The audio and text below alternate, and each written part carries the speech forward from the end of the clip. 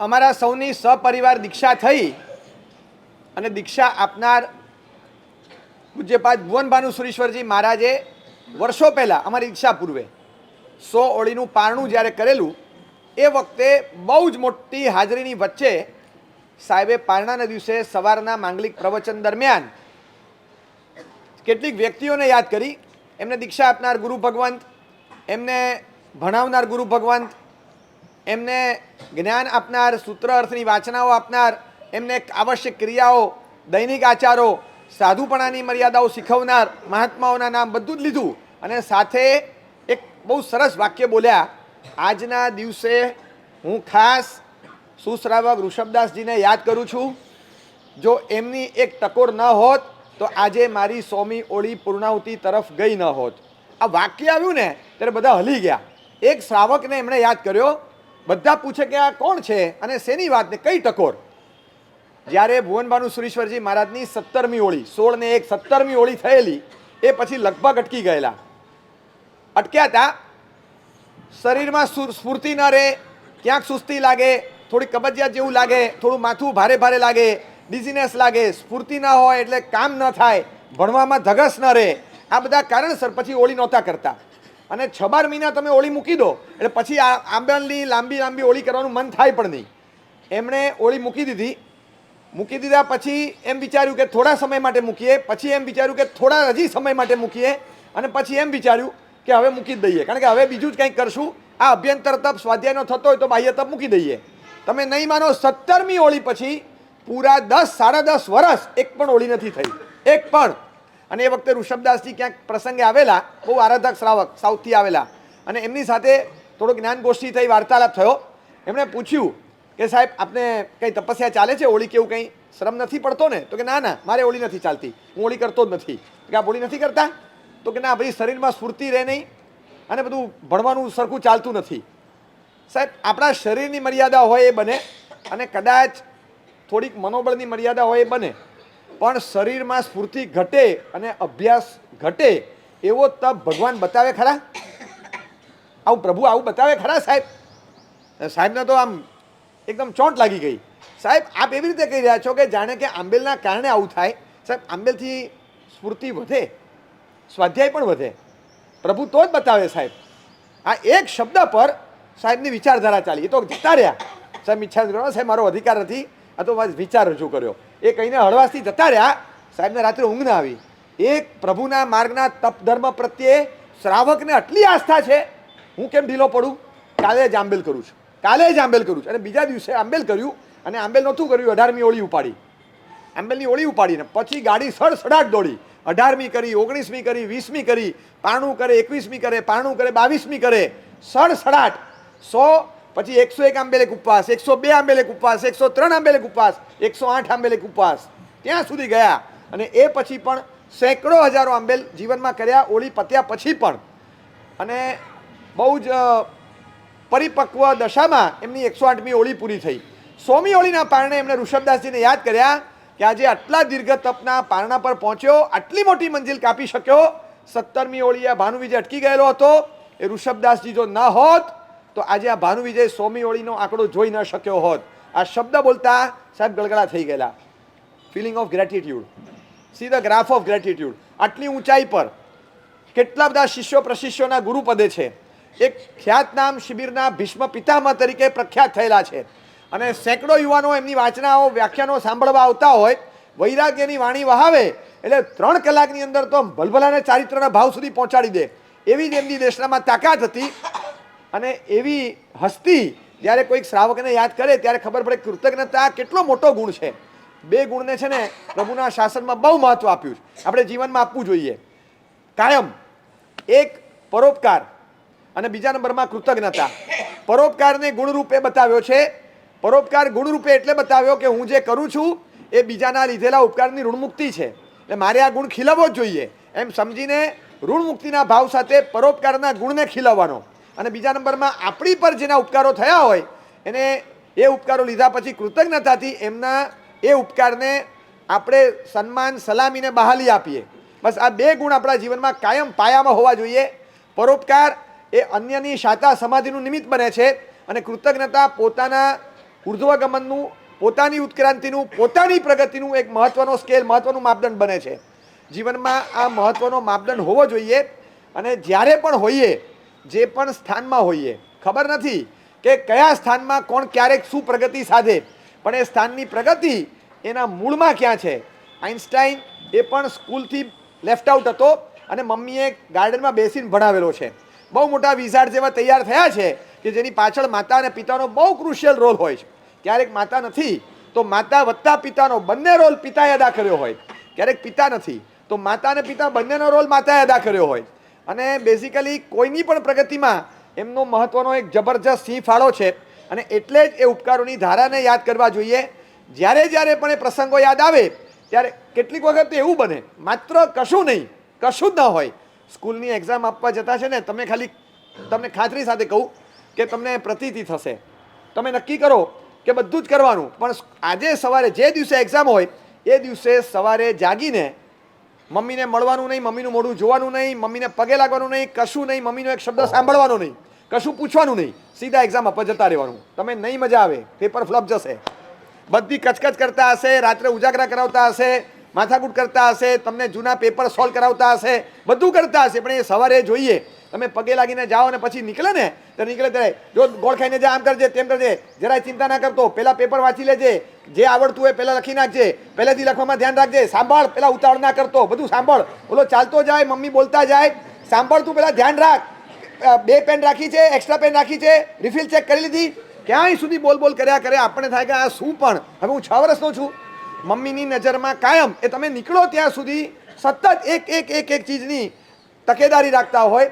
મને અનુભવ છે, અમારી શિબિરમાં આવનારા આઈટી પ્રોફેશનલ્સ કહે છે કે સાહેબ સેન્ટર પર એક્ઝામ આપવા જતા અને એટલું બધું છેલ્લી ઘડી સુધીનું પ્રેશર હોય, વાંચતા હોઈએ, બધું કરતા હોઈએ, ભણતા હોઈએ, અને પછી છેલ્લી મિનિટે 15 મિનિટ પહોંચતા લાગતી હોય, 5 મિનિટ ખાલી બિફોર ટાઈમ પહોંચવાનું હોય, 20 મિનિટ પહેલાં ઘરેથી નીકળવાનું, 12-13 મિનિટ બાકી હોય ત્યાં સુધી ઘરની બહાર ન નીકળું, અને પછી કવર કરવાનું બધું બાઇક પર, બાઇક ભગાવવાનું 120ની ઝડપે.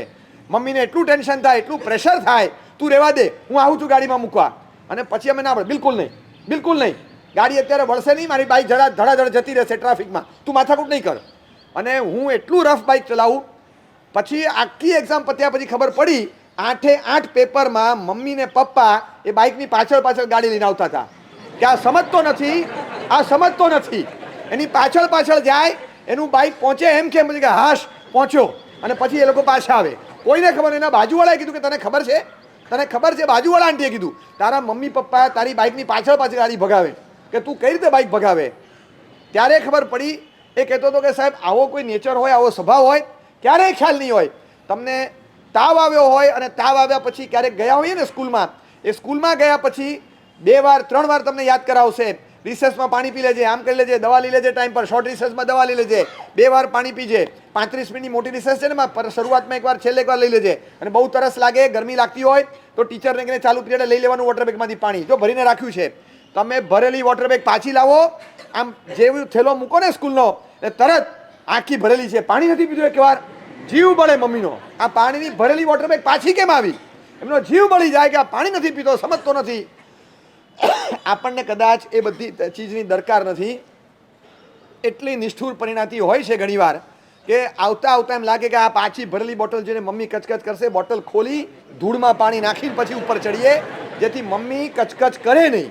પણ એ મમ્મીની કાળજીને સમજવાનું કાળજું પણ નથી આપણી પાસે. ઘણીવાર એમને એમ થતું હોય મનમાં કે આખી ભરેલી પાછી લાવ્યો, એટલો બધો મનમાં ભાવ હોય, અને એ રીતે બસ તમે તૈયાર થઈને આવો, બસ તૈયાર થઈ, ચાલ જલ્દી તૈયાર થઈ જા, ચાલ બેસી જા.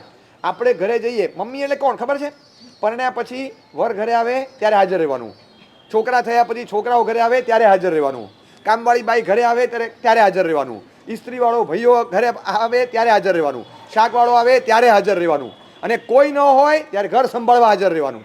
આખો દિવસ હાજર રહી અને 24 કલાક 24/7 ઇન્ટુ 365 ઇન્ટુ એન્ટાયર લાઈફ કાયમ હાજરી આપી અને બધું ચલાવતા રહેવાનું.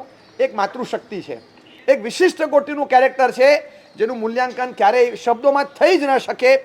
એક લોકોની વચ્ચે રહેલું ઈશ્વરીય તત્વ, ગ્રહસ્થ આશ્રમમાં રહેલું ઈશ્વરીય તત્વ, એક મહિલા વર્ગમાં રહેલી એક ભગવતી, એને જો શોધવી હોય ને એને સરસ્વતીનું સ્વરૂપ આપો, એને લક્ષ્મીનું સ્વરૂપ કહો, એને મા શક્તિનું સ્વરૂપ કહી દો. તમારે જે સ્વરૂપે જોવી હોય ત્યારે દેખાય. આડું ઓળી ગાળ બોલી આવો, એક બે જગ્યાએ ચોરી કરી આવો, કોકના ઘરેથી કંઈક ઉપાડી આવો અને તમને દેખાય કે શક્તિનું સ્વરૂપ કેવું હોય, તમને દેખાય. ક્યાંક ખર્ચો કરવો છે, પપ્પા ના પાડે છે, તમારી તીવ્ર ઈચ્છા છે 400 રૂપિયા જોઈએ, બિલકુલ નહીં મળે, બિલકુલ નહીં મળે. શેના પૈસા ઉડાવે? કમાતા શીખ પહેલા, ખાલી થાલે માગી લેવાના, શરમ આવે છે? મફત આવે 500 રૂપિયા ખખડાવી નાખ્યો પપ્પાએ અને મોઢું પડી ગયું. અને એ વખતે પપ્પા ખખડાવીને જતા રહ્યા, દીકરો રડતો હોય ને ત્યારે જોજો મમ્મી જશે અંદર, પોતાનું ડ્રોર ખોલશે અને એમાંથી લઈને આવશે અને કહેશે જા લઈ જા, ચૂપચાપ લઈ જા, પપ્પાને કહેતો નહીં જા. તમને દેખાય કે આ લક્ષ્મીનું સ્વરૂપ છે, દેખાય તમને. તમને જે વસ્તુ આવડતી ન હોય એ વખતે આમ તમારી બાજુમાં બેસીને ઘૂંટાવે, રટાવે, રટ્ટો મરાવે, પાકું કરાવે અને તમને 4 વાર પૂછે. તમને લાગે કે આ સરસ્વતીનું સ્વરૂપ છે.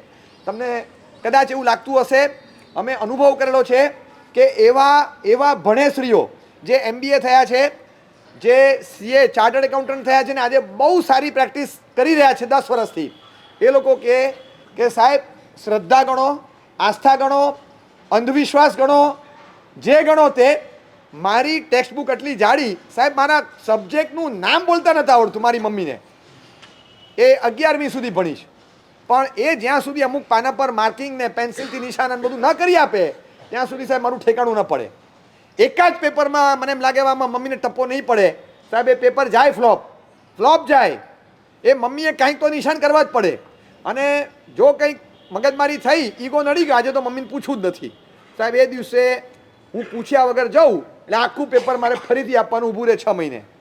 100% હું નાપાસ થવું, મારે ઈગો છોડીને મમ્મીને પૂછવું જ પડે મમ્મી ભણ્યા છે કે નહીં. જો એક વસ્તુ સમજી રાખો, તમારા મમ્મીમાં ભણતરનો સ્કેલ કેટલો છે ને એ ખબર નથી, પણ દરેક વ્યક્તિના ભણતરમાં યોગદાનનો સ્કેલ કેટલો છે એ માપી ન શકાય એટલો હોય છે. એ અદ્ભુત હોય છે.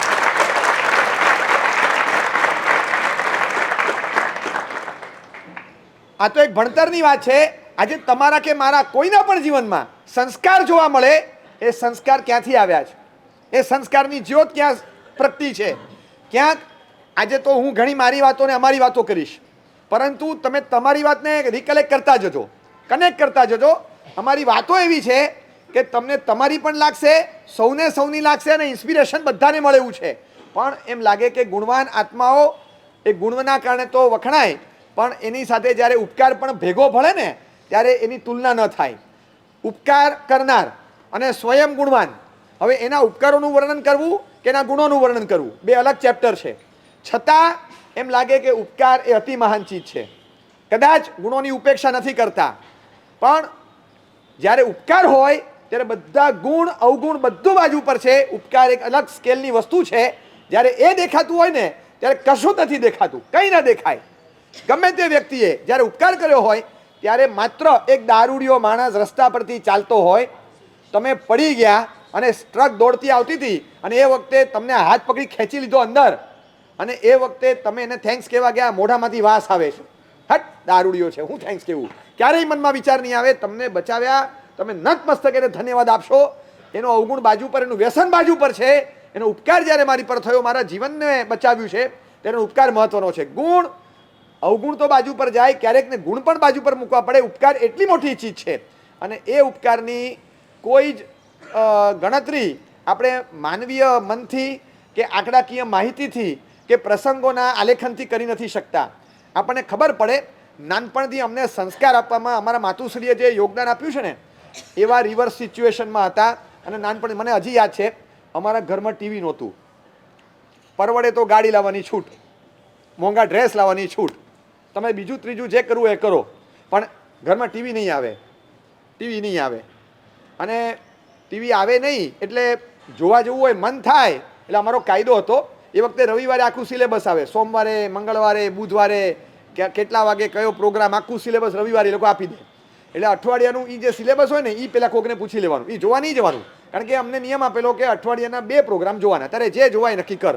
હવે જો આ આખું લિસ્ટ એ પણ એક પ્રોગ્રામ છે, એ જોવા જવું તો એક તો એમને એમ ગણાઈ જાય, એટલે એ જોવા ના જઈએ. એ બાજુવાળાને પૂછવાનું કે મંગળવારે, બુધવારે, ગુરુવારે, રવિવારે શું છે, બધું પૂછી લેવાનું. અને એમાં જે ગમે એવા 2 પ્રોગ્રામ જોવા આસપાસમાં પાડોશીને ત્યાં જવાનું.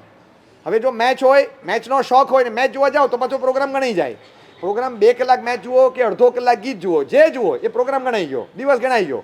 એટલે એમાં બહુ વિચારીને 2 દ્રવ્ય પર એકાદ શું કરવાનું હોય, 20 વસ્તુ હોય તો કેટલું વિચારીએ, મૂંઝવણ શું લેવું અને શું છોડવું એની કેવી થાય એવી મૂંઝવણ થતી.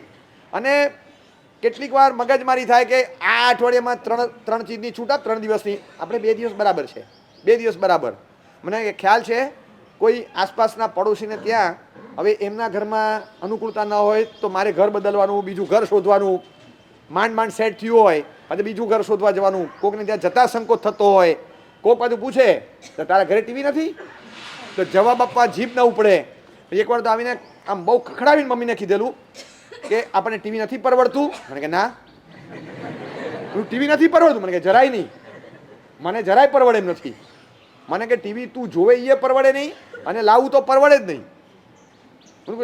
હું ખાલી એટલું પૂછું છું કે તમારો દીકરો કોકના ઘરે ટીવી જોવા જાય એમાં તમારી આબરૂ રહે? આ મેં પૂછેલો શબ્દ કે તમારો દીકરો કોકના ઘરે ટીવી જોવા જાય એમાં તમારી આબરૂ રહે? તમે માનશો, મને એમને જવાબ આપ્યો હતો કે મારો દીકરો ટીવી જોવા જાય એમાં જ આબરૂ ગઈ, એમાં જ ગઈ.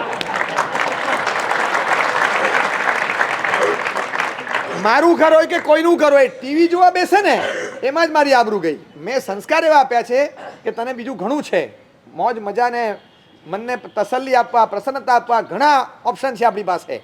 આ એવો ઓપ્શન નથી. ઠીક છે, અમે આગ્રહ નથી કરતા, પણ એટલું લખી રાખજે, તારા સંસ્કાર બગાડે છે. સમય બગાડે કે નહીં ખબર નહીં, તારા સંસ્કાર બગાડે છે. તને વધારે પૂરતું ન લાગે એટલે 2 દિવસની છૂટ આપી જ, પણ એ કચવાતા મને. અમે રાજી એમાં છે કે તું જરાય ન જુએ. અમને એમ લાગે કે અત્યારે છે ને બધું જ મૂલ્યાંકન થાય છે. આજે હું એવી સ્થિતિમાં છું, અમે એ પરિસ્થિતિમાં છીએ, એવી મનસ્થિતિમાં છીએ કે એમના દરેક વિચારની પાછળનું ઊંડાણ, ડેપ્થ કદાચ એ વખતે એમને નહીં જાણ્યું ને એટલું હવે આજે ખબર પડે છે. વિઝ્યુલાઇઝેશન પરફેક્ટ થાય છે આજે. એ વખતે તમારી જે વિચારધારા આજે હોઈ શકે કદાચ એ અમારી હતી. બાલિશતા ગણો, અજ્ઞાનતા ગણો, ઉદ્ધતાઈ ગણો, લાગતું હતું કે આ દાદાગીરી છે. આ રીતે થોડું ચાલે કંઈ. તમે અમુક ઓપ્શન આપો, થોડીક છૂટ આપો તો છોકરાઓ બધું કરે જ છે ને, અને બધાના છોકરાઓ જુએ. તમે નવા સંસ્કાર આપો છો કે આ જોવાથી થોડા બધા બગડી જાય છે. આપણે ખાલી જોઈએ છીએ, પણ એમને ખબર હતી કે આની અસર શું પડી શકે પહેલેથી, અને એ સંસ્કાર આપતા. તમે નહીં માનો, મુંબઈ સાયનમાં રહેતો. સાયન એક સમૃદ્ધ વિસ્તાર, અને મને હજી યાદ છે બાળપણમાં નવરાત્રિનો સમય આવે ત્યારે કફ પરેડ, મારું સાયનની ગલી, દેરાસરવાળી જૈન સોસાયટીની, આ 2-3 સ્પોટ બહુ વખણાતા સ્પોટ. જીતેન્દ્ર હોય, ધર્મેન્દ્ર હોય, હેમા માલિની હોય, અશોક કુમાર હોય, એ વખતના બધા એક્ટર્સ, એક્ટ્રેસ, રોજના નિષ્ણાતો આવે, 1-2 મહારથીઓ ત્યાં રોજ અચૂક આવે. પબ્લિક ધૂમ ઉપડે, અને આખી ગલીમાં જે લાઇટિંગ, ડેકોરેશન એવું હોય, અને માતાજીના ગરબા તો ઠીક, પણ સાથે બીજું બધું જે ચાલે, વાતાવરણ એ સપાટી પર હોય. રાત્રે તમે આજુબાજુના બિલ્ડિંગમાં એકલા લોકો નાચતા હોય, ઝૂમતા હોય, પાસ મળે નહીં, અને બધા ચારે બાજુથી આખો રોડ ઊભા પતરાથી પેક થાય. દિવસે ખુલી જાય કારણ કે ટ્રાફિક અવર જવર હોય, ગલીમાં થોડી અંદરની ગાડીઓ જતી હોય, બાકી આખી લાઇટિંગ ઉપર અદ્ધર હોય, નીચેથી વાહન વ્યવહાર જાય. રાત્રે બધું 6-6:30 પછી બંધ. એ ગલીમાં કંઈ ન જાય. આ છેડેથી આંબેડ ખાતા સુધી જાઓ, એટલી લાંબી ગલી, આટલી પહોળી, બધું પેક થઈ જાય, કશું ન જોવા મળે. દેરાસર પાસ અમે ઘરે રહેતા, તે ઘરેથી આમ ફરી અને આખી એક ગલી ક્રોસ કરીને આમ અમારે દેરાસર આવવાનું. અહીંયા દેરાસર આમ નીકળી એ ગલીમાં થઈ આખો મંડપ નીચેથી વટાવી અને ડાબે વળીને પછી અમારે ઘરે જવાનું. મને હજી યાદ છે, નવરાત્રિના દિવસોમાં 3-4 દિવસ પહેલાં ત્યાં ડેકોરેશન શરૂ થાય ને, એ જ દિવસથી અમને કહી દે આપણે આ ગાર્ડન પાસે થઈને આમ ફરીને જવાનું. 5-6 મિનિટમાં પહોંચાય, એના બદલે 10 મિનિટ થાય. મને કે ભલે, આપણે આ ગલીમાંથી નથી જવાનું દિવસે, રાત્રે તો ભૂલી જજો, દિવસની વાત કરું. મને કે ના, તું દિવસે જાય ને એટલે આમ ને આમ બધું જોયા કરીશ. પછી એ જોઈને રાત્રે કેવું લાગે, તને મન થશે, પછી તને ઈચ્છા જાગશે કે હું જઉં, પછી તું મને પૂછીશ, પછી હું તને ના પાડીશ એટલે તું જીદ કરીશ, પછી હું તને હજી ના પાડીશ એટલે તું રડવા બેસીશ, અને પછી તને એમ થશે કે મમ્મી સમજતા નથી. મમ્મી સમજે છે એટલે આપણે આ બધું થાય જ નહીં, તું અહીંથી જ જા. એ રાતના વાઇબ્રેશન દિવસે તારું મગજ બગાડશે. દિવસના ટાઈમે તમે વિચાર કરો, નવરાત્રિમાં રાત્રે સંસ્કારના પોષણ માટે, રક્ષણ માટે જવા ન દે ને એવા મા બાપો તમને મળ્યા હશે.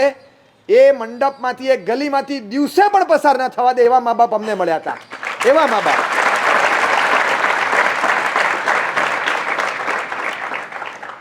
એટલી બધી મર્યાદા એમને ગમે. સંસ્કૃતિના એમ લાગે કે પ્રેમી હતા, પહેરેગીર હતા, ગુરખા હતા, ગાર્ડિયન હતા. સંસ્કાર અને સંસ્કૃતિ જળવાયેલી રહે ને. મને યાદ નથી જિંદગીમાં અમે જન્મ્યા પછીની જ વાત હોય, પણ અમે જન્મ્યા એ પછી અમે અમારા મમ્મીને ક્યારેય ડ્રેસમાં જોયા હોય મને ક્યારેય યાદ નથી. સાડી સિવાય કોઈ પોશાકમાં કોઈ પણ ફંક્શનમાં ક્યારે પણ 5 મિનિટ માટે અમે અમારા મમ્મીને જોયા ચિત્ર જ યાદ નથી આવતું. ક્યાંય સ્મૃતિ પર જ નથી, ક્યાંય નથી. અને ક્યારે પણ યાદ નથી કે દેરાસરમાં અડધી મિનિટ માટે એમનું માથું ખુલ્લું હોય, માથું એ ઓઢેલું હોય. મને હજી યાદ છે પન્યાસી ચંદ્રશેખર મહારાજે અંતરિક્ષજી તરફ ગયેલા એ વખતે છેલ્લું પ્રવચન ધારદાર સાંભળેલું. અમે રડ્યા હતા અને સાહેબે અભિગ્રહ આપેલો ત્યારે અમે બધાએ અભિગ્રહ લીધેલો કે રોજ અંતરિક્ષ પાર્શ્વના તીર્થ રક્ષાર્થમ કર્મિક અવસંગમ 12 લોગસ દેરાસરમાં ગણવાના, એ રોજ ગણવાના. અને એ આરાધનાનો 12 લોગસનો કૌશક કરે. મને હજી એ ચિત્ર યાદ છે. એ જે પૂજાની સાડી પહેરતા, એ જે પૂજાના વસ્ત્રમાં હતા, એ જે વ્હાઇટ કલરનો પૂજાનો રૂમાલ એક વાપરતા અને હાથમાં જે બટવો હતો, બધું જ યાદ છે, એક્ઝેક્ટલી યાદ છે. એ દેરાસરમાં એકદમ પાછળના ભાગે થાંભલા પાસે બેસીને કૌશક કરતા, કોઈને વચ્ચે ના આવે, શાંતિથી. એ વખતે માથે ઓઢે, માથે ઓઢ્યા પછી અહીંથી આખો છેડો આમ 2 દાંત વચ્ચે આમ ભરાવીને રાખે અને પછી અપ્પાનો બોસીરામી કરે. ચાલુ લોગસમાં માથા પરથી છેડો સરકે નહીં અને ચાલુ લોગસમાં કૌશકમાં તમે હાથ ઊંચો કરી ન શકો. એટલા માટે કૌશકમાં સ્થિરતા રહે. આ રીતે પછી ઓઠ ફફડાવવાના નથી, મનમાં કૌશક કરવાનો છે, પણ મર્યાદા પાલન માટે એમની જે આમ ચોકસાઈ, કાળજી, આ ચીજ આમ નજરે જોઈ. કોઈ મૂલ્યાંકનની બુદ્ધિ નહોતી એ વખતે.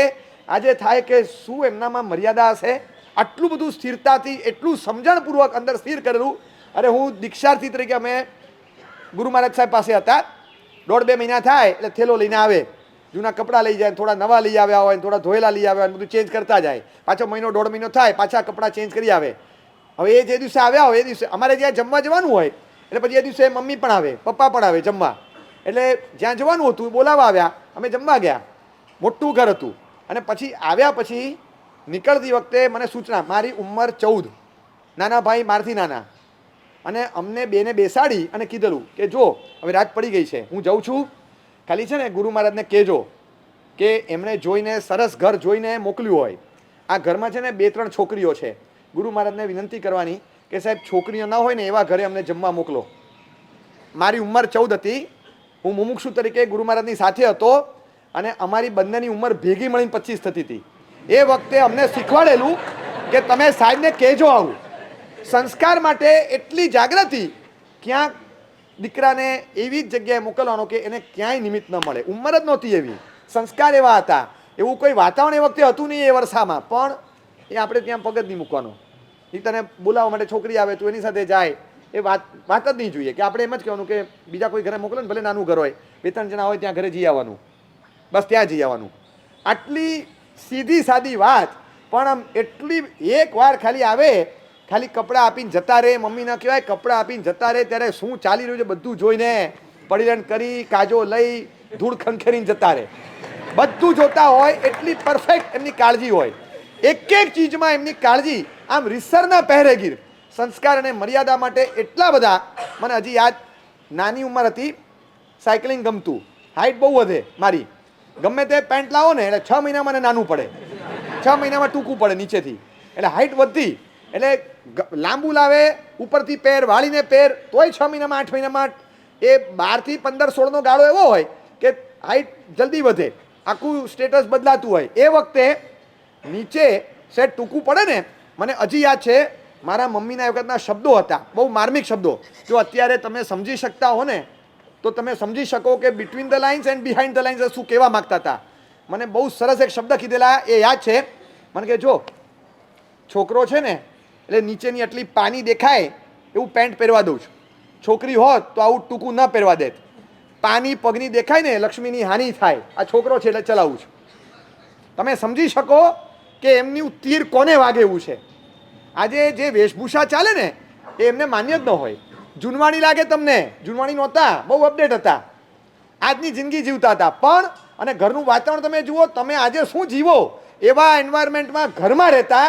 એ ઘરની અંદર અડધું બોલવાનું સગાવાલાઓ કઝિન્સની સાથે અંગ્રેજીમાં ફાડફાડ કરતા હતા. એ વખતે અમારા ઘરમાં ગુજરાતી કરતાં અંગ્રેજીનું ચલણ કલ્ચર વધારે હતું. એ વખતે ઘરના 3 મેમ્બર યુએસમાં સેટલ થયેલા હતા અને એ વખતે ફરવા જવું ને અહીંયા જવું ને રેસકોર્સમાં ડરબી જોવા જવું ને અહીંયા જવું ને ફરવા એ જ મોજ શોખ હતા. અમારા માટે સંસ્કાર આપવા એ ટોટલ રિવર્સ ડિરેક્શનની વાત હતી. સામા પ્રવાહે તરવાનું, સામા પવનમાં પતંગ ચગાવવાનું એટલું અઘરું કાર્ય હતું અને એ પાર પાડવાનું હતું. બહુ એમનામાં ક્ષમતા હતી, પણ ક્ષમતા એક્ટિવેટ થાય એવું એન્વાયરમેન્ટ જોઈએ ને. ગાડીમાં 140ની સ્પીડે ભાગવાની ક્ષમતા હોય પણ વોરાશેરીમાં ન દોડે, ગાડી એક્સપ્રેસ હાઈવે પર દોડે. વાતાવરણ એવું હતું અમારા ઘરનું વોરાશેરી જેવું, ગાડી દોડે જ નહીં, બિલકુલ જરાય ન ચાલે. ક્યાંથી ભગાવી ક્ષમતા હતી કે બહુ ઉત્તમ સર્જન કરી શકે, પણ ઘરનું કોઈ વાતાવરણ એવું નહોતું ને એ વખતે એવા સંસ્કાર આપે. અમને ખ્યાલ ક્યાંય પણ એક છાપું આવ્યું હોય, આજના છાપા તો બહુ સારા નથી, પણ એ વખતના છાપામાં કંઈક સંસ્કાર પોષક વસ્તુ આવે ને તો બેસાડી અને આખું વાંચી સંભળાવે.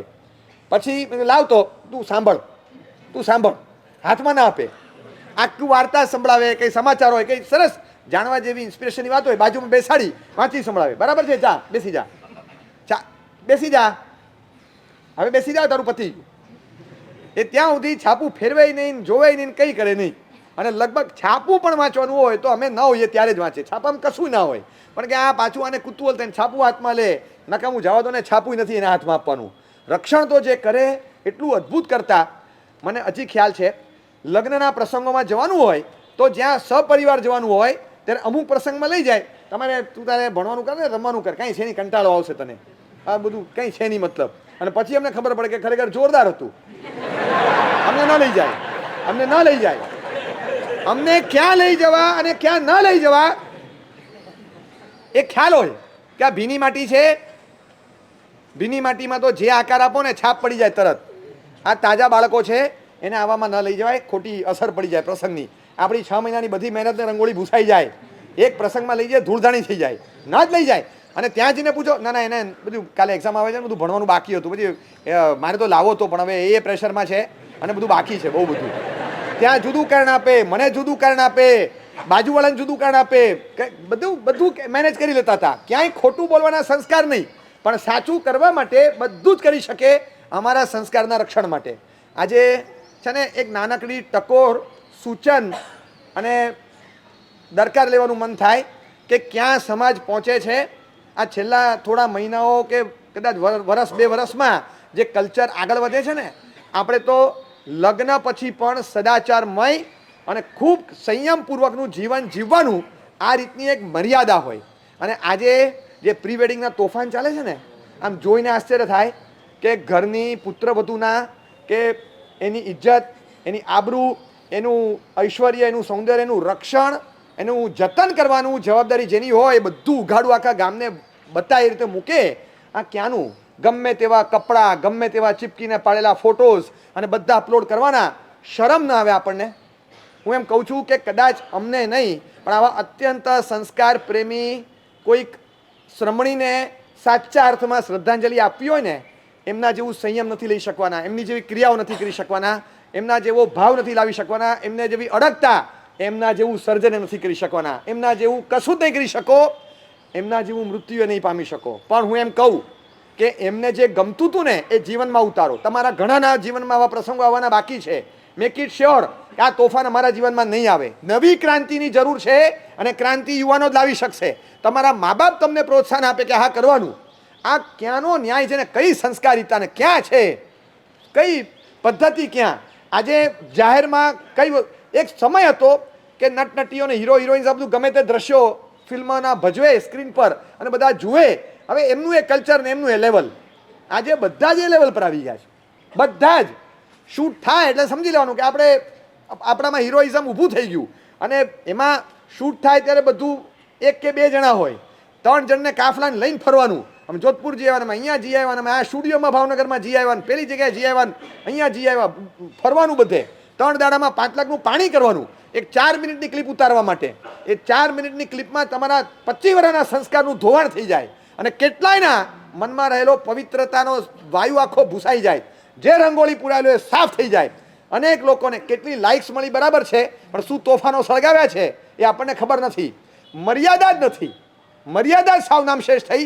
હું ખાસ કહું કે આપણી પોતાની મૂળભૂત સંસ્કૃતિ આ છે, આપણા પોતાના મૂળ કલ્ચરમાં છે. એક આચાર, મર્યાદા, સભ્યતા, સજ્જનતા, આ બધું નામશેષ થાય ને ત્યારે પ્રી વેડિંગ શૂટ આવે.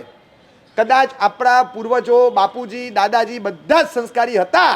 આપણે 100% નથી, જરાય નથી. જો આ ચાલતું હોય ને તો આપણે જરાય નથી. આપણે કહેવું પડે, સ્વીકારવું પડે કે અમારા સંસ્કારનું અધપતન થયું છે.